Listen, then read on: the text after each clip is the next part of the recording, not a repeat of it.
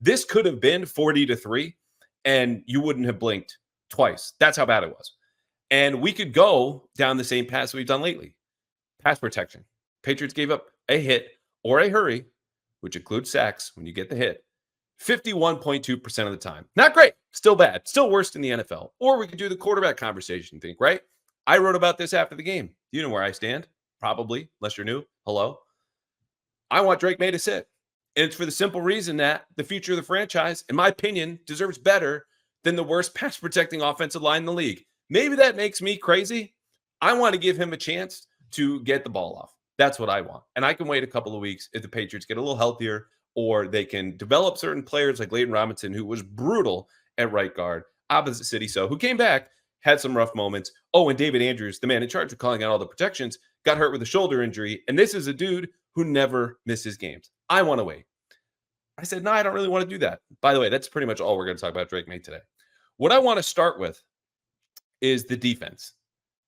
Because we are going to get to the offense, the defense. We need to talk our usual staple segments and what would NFL film say? Travel tales from San Francisco as promised, and then your mailbag answers. But we had two defenders talk today on the radio. Jabril Peppers and Devon Godchaux, both saying the same thing in different ways, in a way that on the surface is alarming because they're calling out teammates for, quote, being selfish and not playing within the team concept, which on its surface, again, is like a little alarming. You're not used to players being as honest with the media, particularly in a negative, critical setting. Oh my God, what does it mean? I don't really care. If their teammates can take the honesty, if they're saying that to their teammates behind closed doors as they are to strangers on the radio, then that's fine. Those teammates know, the coaches know, everybody knows.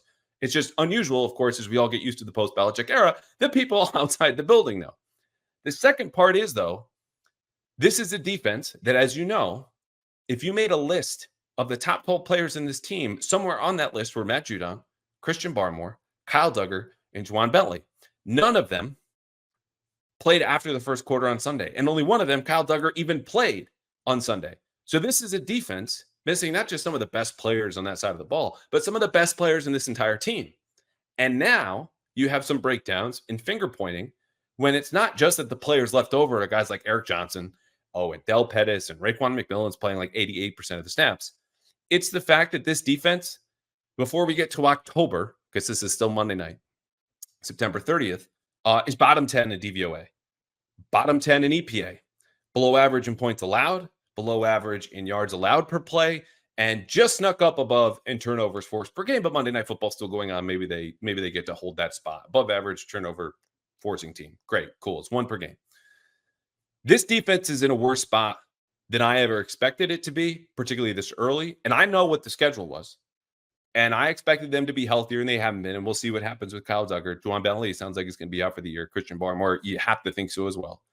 But if this defense can't hold up its end of the bargain like it did last year, being partnered with the worst offense in the league, the Patriots are in some serious trouble. This was the kind of game that I thought Jacoby Brissett could not have, where you're putting the ball in harm's way. I think there were 4 times at least where you could see he was trying to extend the play or something and then tried to throw the ball and either had it fumbled or he, it just was way too close for comfort. And then on the last time he did that, he actually got strip sacked on a play where, Demontre Jacobs got beat so fast by Nick Bosa. I felt like he didn't even feel him coming off the edge, which with Bosa one-on-one, you'd hope that he would be quicker there. We also saw earlier in the game, he missed a high-low where he could have thrown with anticipation. DeMario Douglas, he didn't. The pick six, honestly, I know how bad it looked. And he did hold on to the ball. And I know people were like, oh, Jalen Pope was open on the other side. But, as a quarterback, you're reading like, okay, this route's not there. Then this one's coming into the lane. That's not there. I'm going to throw the next thing coming into the lane. That was a ridiculous play by Fred Warner. It just turned into the worst case scenario. And I don't want to sound like an apologist because I'm not. This is the game that I didn't want to see from Jacoby. And I said, for him and Alex Van Pelt, this was my big litmus test where it's like 3 games, you're getting close to you're starting to see patterns. 4 games in, now we have a pretty good idea of where these guys are at. Jacoby throwing downfield, other than the Jalen Pope play, that was almost freaking insane. That was even still risky because you had the safety coming over the top. And it was 4th and 5. I hated that decision, Taylor. I hated that decision. I don't know what the other routes were. I didn't look at the play close enough, but to throw a go ball on 4th and 5, 30 yards down the sideline, I didn't love that at all. I thought there should have been an answer elsewhere, and if there wasn't, that's on the play caller. but continue. Yeah, and there was another throw that he had deep to Tyquan Thornton where like KJ Osborne was open because you could see pre-snap. I'm like, that guy's about to blitz. Just throw it to KJ Osborne and take the easy yards. And sometimes it feels like Jacoby has a hard time taking some of those just easy completions. And that's the really frustrating part is you're getting harassed back there. You're taking big hits. You're trying your best just to survive and, stay upright. But at the same time, it's a lot of different things where it's the pressure and it's sometimes him making things worse. And we'll get into, the whole Drake May conversation. I just wanted to put out there very plainly, one, I do not think Jacoby Brissett played well today. I really wish I could say that, put Drake May in there. But again, for reasons we'll talk about later, I just don't think they can do that. Defensively, the first half was rough. Like, I really thought this game was going to get disgusting in the second half where it was just like a complete runaway freight train.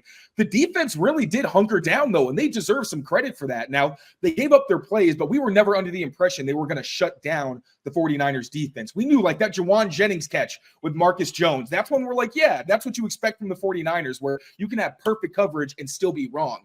But then you have the busted coverage from Jalen Hawkins, where it looked like they got beat by that deep dig so many times. I think he overcommitted to it. And there are some coverages where that's okay, where like Jalen Hawkins goes down on that, and maybe the other corner gets depth instead so they can end up bracketing the post. But it didn't look like that was the play call. They got outclassed yesterday, which I think we all felt they would. They were 10.5-point dogs going in. They lost 30-13, even if the 49ers were not at their best, even if the 49ers at various points tried to come back into this game, make this thing interesting. They're not talented enough to do it, but it is there are a litany of excuses that come out, and Gerard Mayo in particular is fond of saying, I'm not trying to make an excuse, and then proceeds to make the excuse. So excuses are no offense, and right. Then says something offensive. Right. So the excuses are especially defensively, and you have to contrast this. And I wrote about it some after the game. Greg Bedard, my boss, he wrote about it as well. There's a contrast in the way Gerard Mayo was talking about the offense and Alex Van Pelt, the coordinator, versus the way he talks about the defense and his handpicked guy, DeMarcus Covington. When he talks about the defense, he never says it's a scheme issue. He always says it's the players. And in the last 2 weeks, including the debacle against the Jets, what we heard from both Mayo and Covington was this was an NEP, New England Patriots problem. They should stop doing the NEP thing, but I don't like it. But that this is a Patriots problem. This had nothing to do with the other team and how the other team played or how the other team attacked us. We just didn't do what we're supposed to do. We were where we were supposed to be. We just didn't, or we had the right call, but you didn't make the play. Now, Doug Peterson in Jacksonville is getting ripped over the last 24 hours for calling out his players. Hey, we can't make the plays for him. This is the exact same thing from the head coach and in the past week, his defensive coordinator.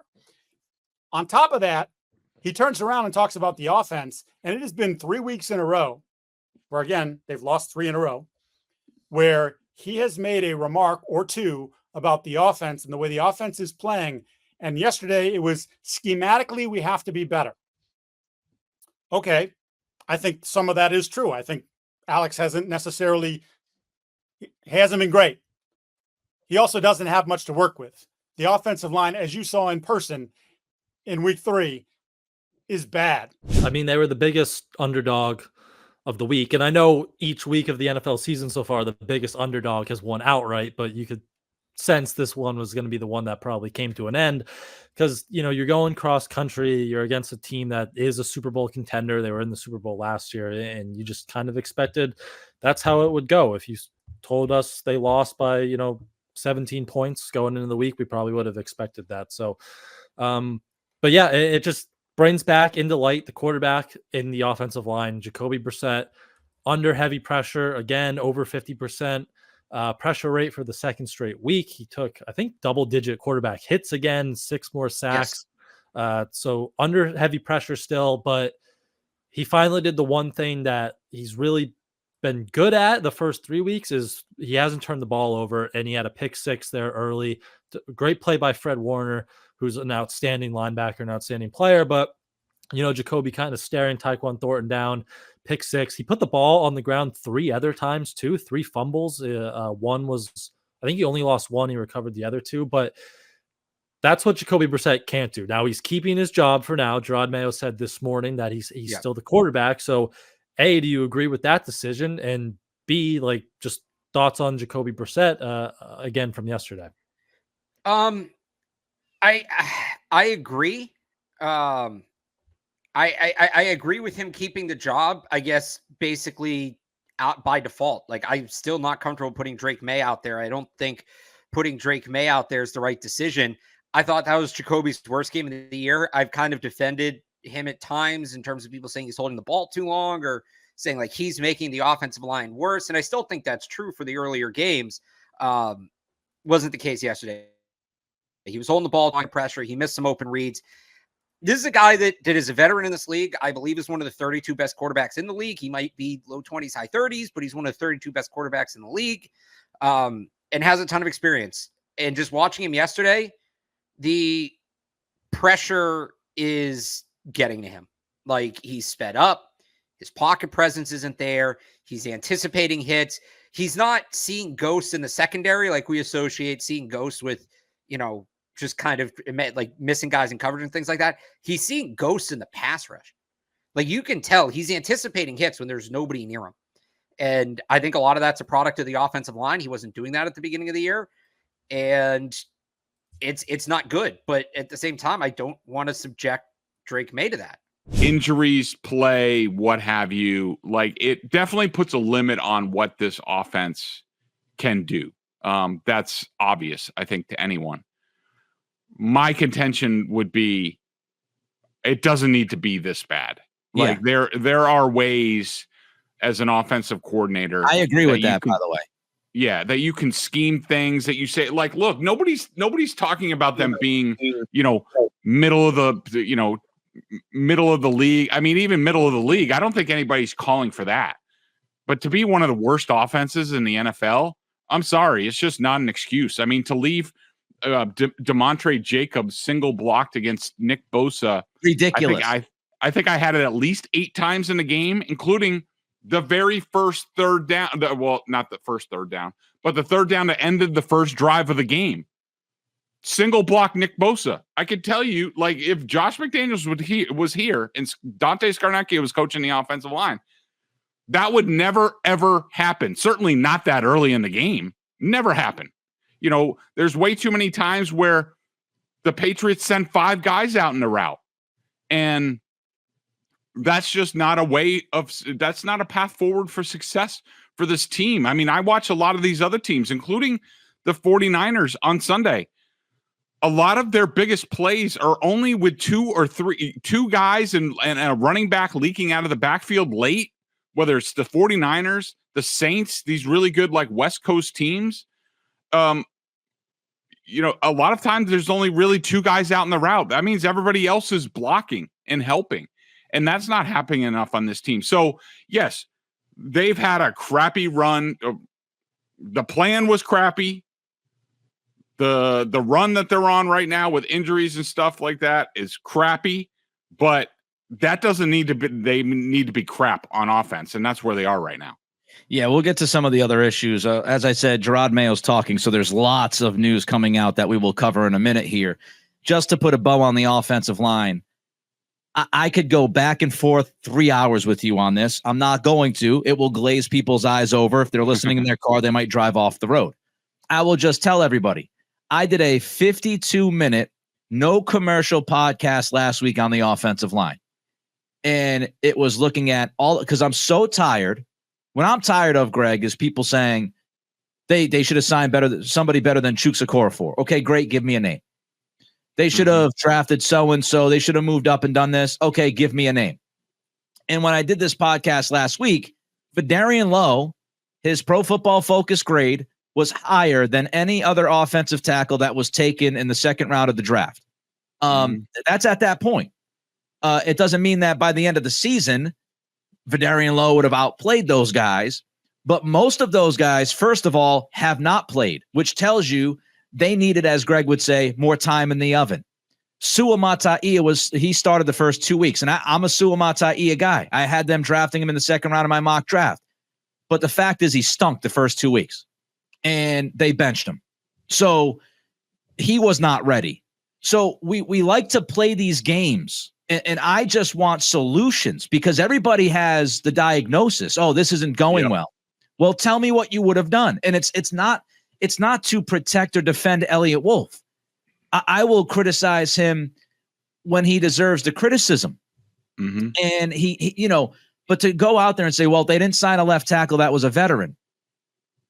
Again, I did the homework. 52 straight minutes, folks, on offensive line talk in who was actually available, who was actually draftable, the decisions the Patriots made, and how they stack up analytically. Support us and sign up at Prize Picks. Go to prizepicks.com/CLNS or download the app today and use code CLNS at prizepicks.com/CLNS and get $50 instantly when you play $5.